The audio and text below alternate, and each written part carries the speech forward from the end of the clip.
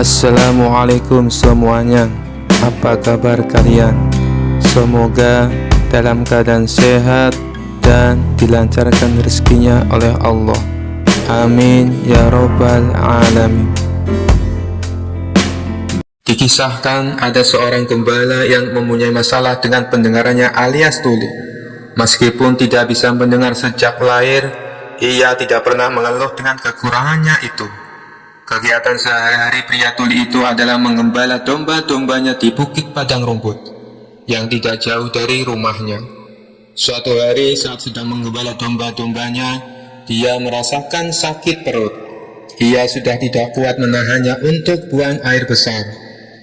Kebetulan ada seorang yang tidak jauh darinya sedang memotong rumput. Si gembala lalu menghampirinya dan memberikannya pesan.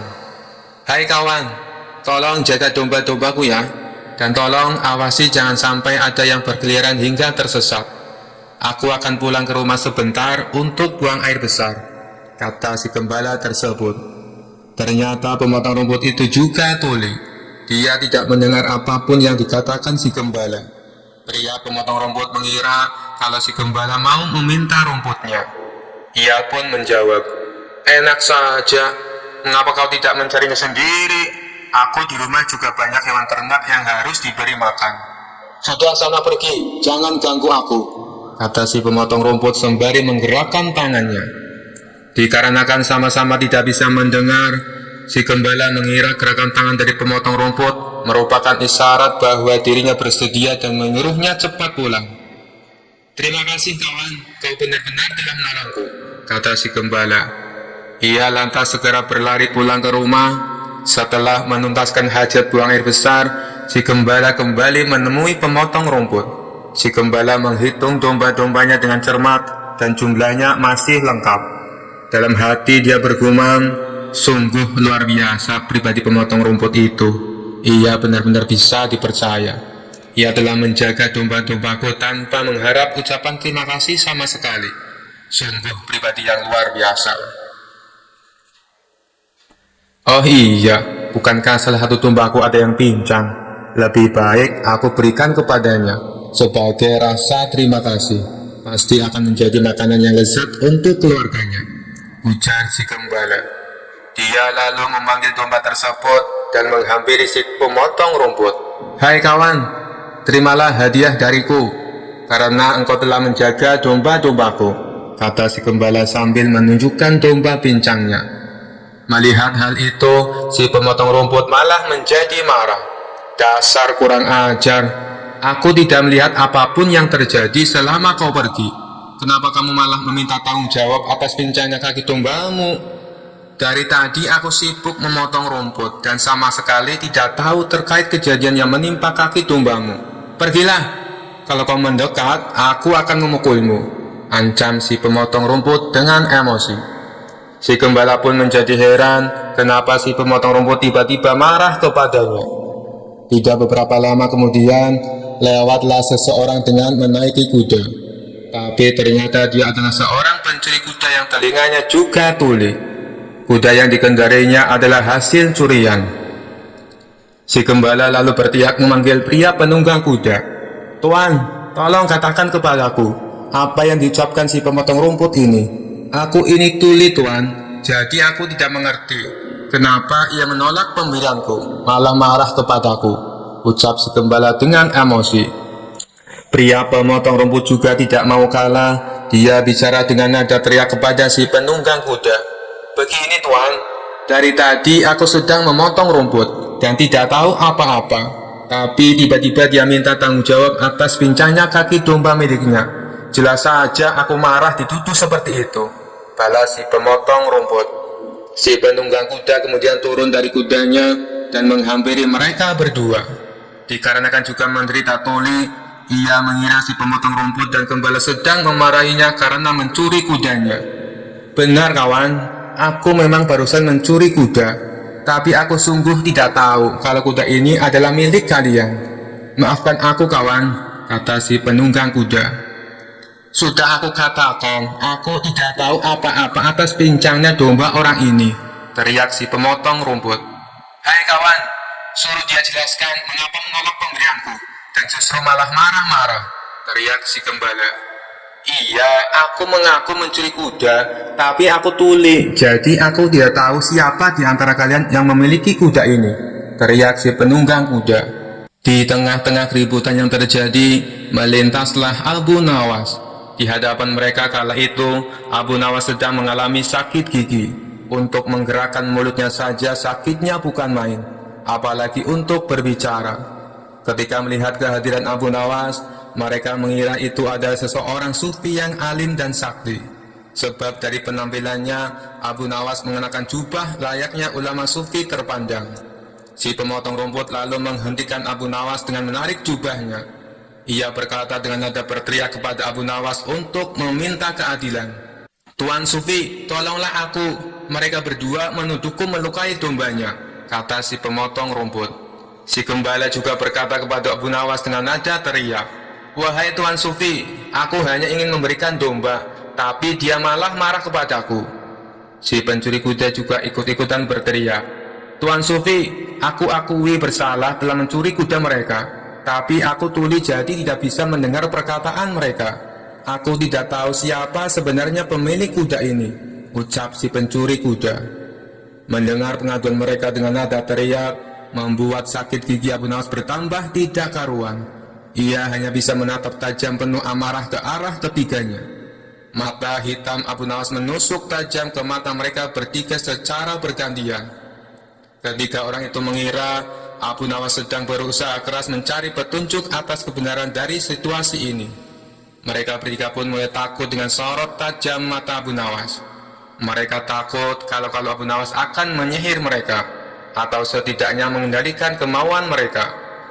Melihat sikap Abu Nawas yang menakutkan itu, si pencuri kuda langsung melompat ke punggung kudanya dan segera memacu kudanya lari kencang-kencang.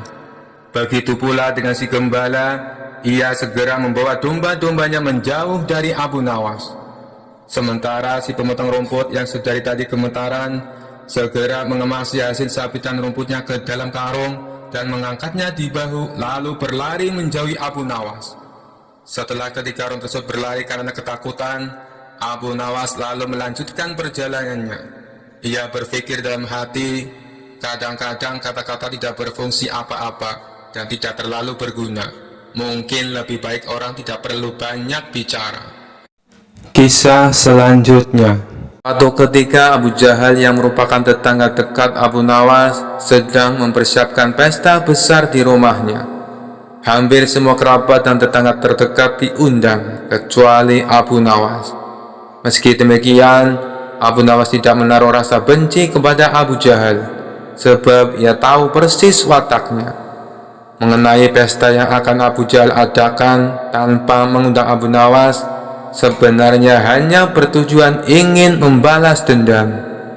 Pasalnya selama ini usaha Abu Jahal untuk mengerjai Abu Nawas selalu gagal. Dan menurutnya, kali ini dengan rencana membuat pesta besar di rumah, bisa dengan puas meledak Abu Nawas. Pesta yang akan diselenggarakannya terbilang tidak main-main. Abu Jahal bahkan mengundang koki ternama dari negeri seberang. Ia rela membayar upah cukup mahal supaya bersedia memasak di rumahnya.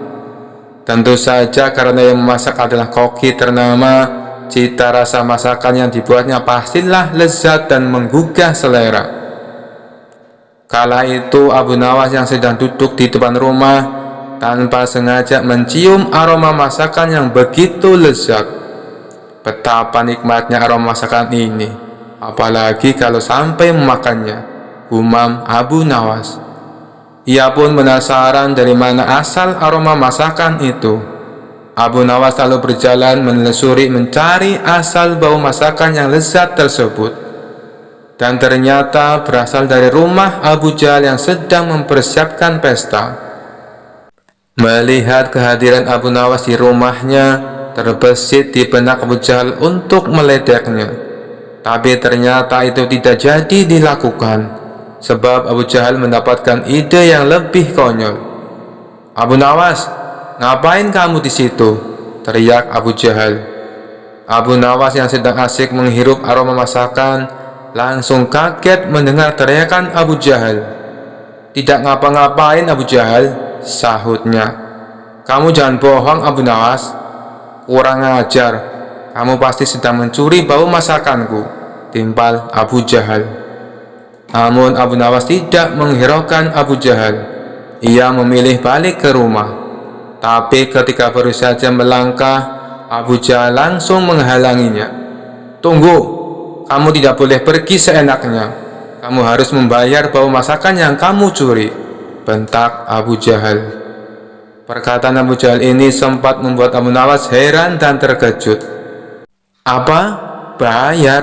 Hanya mencium bau masakan disuruh bayar? Tanya Abu Nawas tidak percaya. Benar, karena masakanku ini dibuat oleh koki profesional dengan bayaran mahal, jawab Abu Jahal sombong. Dikarenakan tidak ada yang mau mengalah, pertengkaran kedua orang ini mengundang perhatian warga setempat. Para warga pun langsung mengerumuni mereka berdua dengan tujuan melerai. Sudah, begini saja, daripada kalian ribut di sini, lebih baik masalah ini kalian bawa ke pengadilan. Biar Tuan Hakim yang menentukan siapa yang benar dan siapa yang salah. Saran dari salah seorang warga. Baik, saya tidak takut. Ayo kita ke rumah Tuan Hakim, tantang Abu Jahal. Maka keduanya pun diantar warga pergi menuju rumah Tuan Hakim. Ada masalah apa ini? Tanya Tuan Hakim. Abu Nawas lalu menceritakan secara detail kronologi masalah yang dialami. Masa sih hanya mencium bau masakan disuruh bayar Tuan Hakim? Ini kan aneh, kata Abu Nawas heran. Abu Jahal tidak mau kalah berargumen. Tuan Hakim, bila seseorang mengambil sesuatu milik orang lain, sedangkan orang lain itu tidak ikhlas, bukankah itu namanya mencuri? Tanya Abu Jahal. Benar, orang tersebut bersalah dan bisa dituntut hukuman, jawab Tuan Hakim. Nah, begitu juga dengan hamba Tuan Hakim. Di rumah hamba sedang memasak makanan lezat, dan Abu Nawas ini telah menghirup aroma masakan yang berasal dari rumah hamba, sedangkan hamba tidak ikhlas Tuan Hakim. Bukankah itu termasuk perbuatan mencuri? Tanya Abu Jahal lagi. Oleh karena itu hamba menuntut supaya Abu Nawas membayarnya, kata Abu Jahal melanjutkan.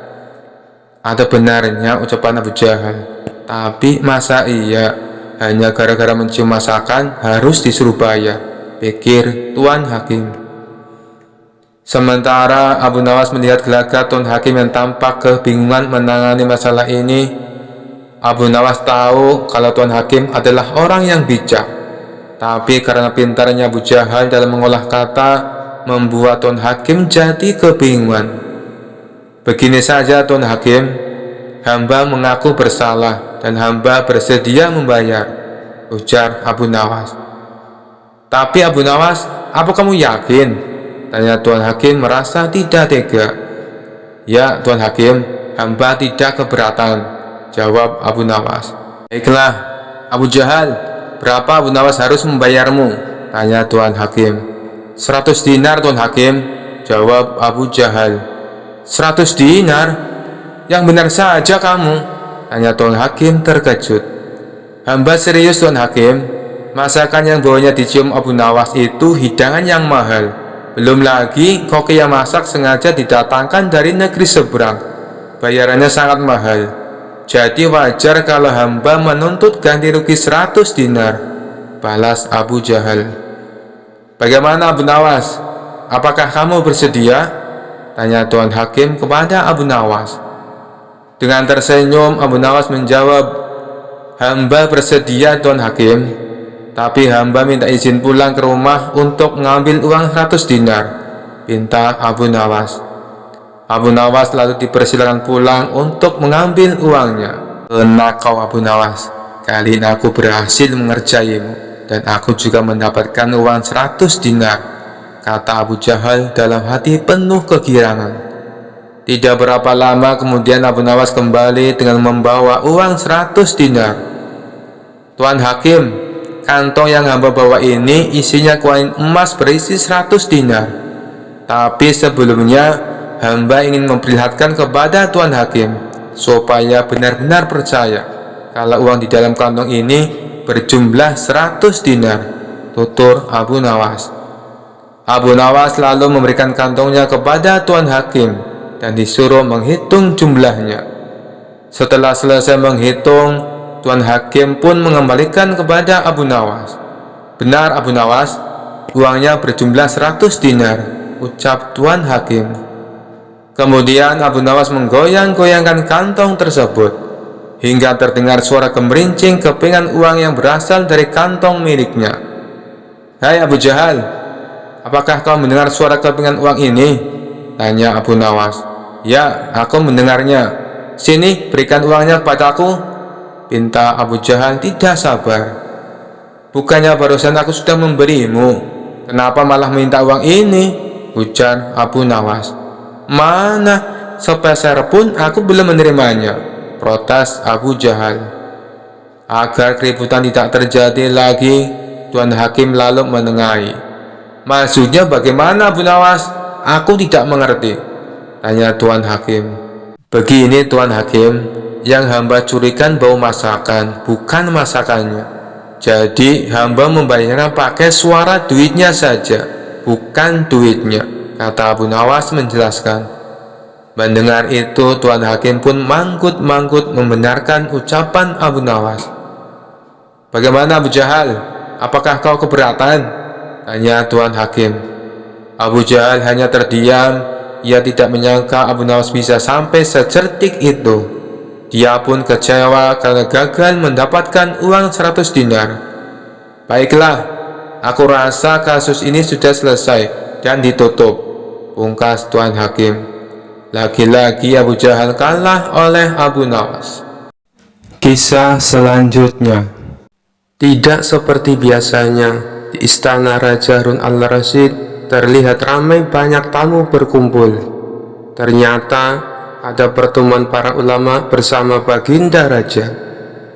Setelah selesai membicarakan berbagai masalah agama dan negara, di sela-sela waktu santainya, sang raja melontarkan pertanyaan kepada para ulama. "Adakah di antara kalian yang tahu kira-kira Allah sedang apa sekarang?" Tentu saja pertanyaan itu tak lazim, namun memang begitulah karakter Baginda Raja. "Apakah Paduka tidak mempercayai keberadaan Allah?" tanya balik salah satu dari mereka. "Saya sangat percaya adanya Allah, dan saya percaya Allah maha segala-galanya, menguasai segala alam semesta dan alam akhirat. Yang saya tanyakan, kira-kira Allah sedang apa sekarang?" Para ulama saling berpandangan satu sama lain. Mereka bingung harus menjawab apa. Tidak elok rasanya Baginda bertanya seperti itu. "Jangan samakan zat Allah dengan manusia," ujar mereka. "Sudah saya katakan, saya tidak menyamakan zat Allah dengan apapun, apalagi dengan manusia. Saya hanya ingin tahu, kira-kira saat ini Allah sedang apa. Kalau kalian tidak tahu, bilang saja tidak tahu," balas sang raja. Sejenak suasana menjadi hening. Lalu Baginda Raja teringat dengan sosok Abu Nawas. "Mungkinkah Abu Nawas bisa menjawab pertanyaanku ini?" ucap Baginda Raja dalam hati. Kemudian Baginda Raja menyuruh para pengawal untuk segera memanggil Abu Nawas ke istana. Berangkatlah beberapa pengawal pergi menuju rumah Abu Nawas. Setibanya di sana, ternyata Abu Nawas tidak ada di rumah. Sang istri memberitahu kalau Abu Nawas sedang minum kopi di warung. Para pengawal istana pun segera menuju ke sana. Sementara Abu Nawas yang sedang asik kumpul bareng temannya di warung ditanya oleh salah satu kawannya. "Hei Abu Nawas, kemarin dapat proyek apa dari Baginda Raja? Pastinya Baginda Raja memberimu banyak hadiah." "Tidak ada," jawab Abu Nawas singkat. "Kalau begitu, berikan sedikit nasihat kepada kami," desak yang lainnya. Kebenaran adalah sesuatu yang berharga, bukan hanya dari segi agama, tapi juga dari segi materi. ujar Abu Nawas sembari menyeruput kopi dengan hati-hati. Tapi mengapa terkadang kita harus membayar mahal untuk sebuah kebenaran? Sahut kawan lainnya. Abu Nawas menjelaskan, coba kalau engkau perhatikan, mahalnya harga sesuatu dipengaruhi oleh kelangkaannya. Makin langka sesuatu itu, maka makin mahallah harga sesuatu tersebut. Semua orang dalam warung mengangguk-angguk. Benar juga apa yang kamu katakan, Abu Nawas, ujar salah satu dari mereka. Belum lagi Abu Nawas menghabiskan kopinya, tiba-tiba datang beberapa orang pengawal istana. Abu Nawas, kamu dipanggil untuk menghadap Baginda Raja sekarang. Dengan pakaian seadanya, Abu Nawas pun pergi ke istana bersama beberapa pengawal kerajaan.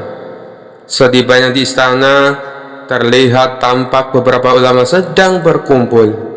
Sang raja tampak duduk berwibawa di singgasananya. Begitu melihat Abu Nawas, Baginda Raja langsung memanggilnya. Sini ke depan, Abu Nawas, titah Baginda Raja. Abu Nawas pun segera merapat ke depan setelah mengucapkan salam kepada para ulama. Belum lagi Abu Nawas duduk sempurna, tanpa basa-basi, Baginda bertanya kepada Abu Nawas, ini para ulama yang ada di sini, tidak ada yang bisa menjawab pertanyaan saya. Saya ingin menguji kecerdasanmu. Apa kamu bisa menjawabnya atau tidak? Kata Baginda Raja kepada Abu Nawas. Wahai paduka yang mulia, bukankah beliau-beliau ini adalah ulama yang berilmu agama tinggi, sedangkan hamba hanyalah orang biasa? Rasanya tidak pantas kalau saya yang menjawabnya, sahut Abu Nawas. Tapi kalau boleh tahu, pertanyaan macam apakah yang Baginda tanyakan? Baginda Raja berkata, tadi saya bertanya kepada para ulama di sini, kira-kira Allah sedang apa sekarang? Tapi tak ada satupun yang bisa menjawabnya. Apakah kau tahu Allah sedang apa sekarang? Mendengar pertanyaan aneh itu, sejenak Abu Nawas terdiam. Saya bisa menjawab pertanyaan itu, tapi ada syaratnya, sahut Abu Nawas. Apa syaratnya? Tanya Baginda Raja sedikit terkejut. Syaratnya adalah saya harus duduk di singgasana Baginda Raja, dan Baginda Raja harus duduk di bawah bersama para ulama, jawab Abu Nawas. Syarat macam apa lagi ini? Gumam Baginda Raja dalam hati. Tapi karena penasaran dengan jawaban Abu Nawas, Baginda Raja pun menuruti permintaan Abu Nawas. Setelah Abu Nawas duduk di singgasana Baginda Raja dan Raja Harun al-Rasyid duduk di bawahnya, Abu Nawas berkata dengan lantang, kalau Baginda ingin tahu Allah sedang apa sekarang, saksikanlah Allah sedang mengangkat Abu Nawas menjadi raja dan Harun al-Rasyid menjadi rakyat biasa. Spontan Baginda Raja pun tertawa mendengar ucapan Abu Nawas, diiringi oleh beberapa ulama yang sedang duduk di sampingnya. Kamu memang pintar, Abu Nawas. Kamu malah memanfaatkan pertanyaan ini untuk bisa duduk di atas singgasanaku. Tapi memang yang kamu katakan itu benar, maka aku pun tak bisa marah kepadamu. Baginda Raja pun memberikan hadiah kepada Abu Nawas atas kecerdasannya. Sekian dulu perjumpaan kita kali ini. Sampai bertemu lagi di kisah-kisah selanjutnya.